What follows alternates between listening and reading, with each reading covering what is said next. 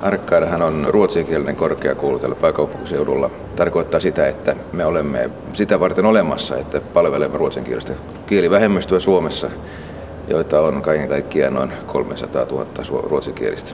Täällä Arkadiassa on tällä hetkellä noin 2000 tutkintoon tähtäävää opiskelijaa, joista noin 10% ovat ei-suomalaisia. Tämä tarkoittaa sitä, että kaikissa olosuhteissa Arcadia on suhteellisen pieni korkeakoulu, mutta niin kuin ruotsinkielisenä korkeakouluna Suomessa ja ruotsinkielisenä kulttuuri-instituutiona Suomessa niin merkittävä laitos.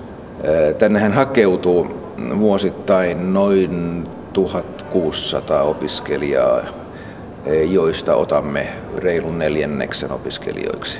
Kandidaattitason tutkinto-opiskelijoita. Meillä on niin suhteellisesti eniten näitä ei-suomalaisia opiskelijoita kaikista Suomen korkeakouluista. Emme niin palvele koko työmarkkinoita, mutta sitä mitä me teemme, sitä pitää niin tavallaan tarvita. Siitä pitää olla tietty tarve olemassa.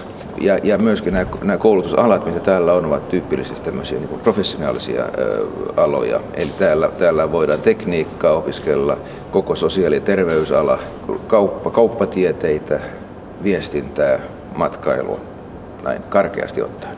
Kaiken kaikkiaan meillä on 16 koulutusohjelmaa.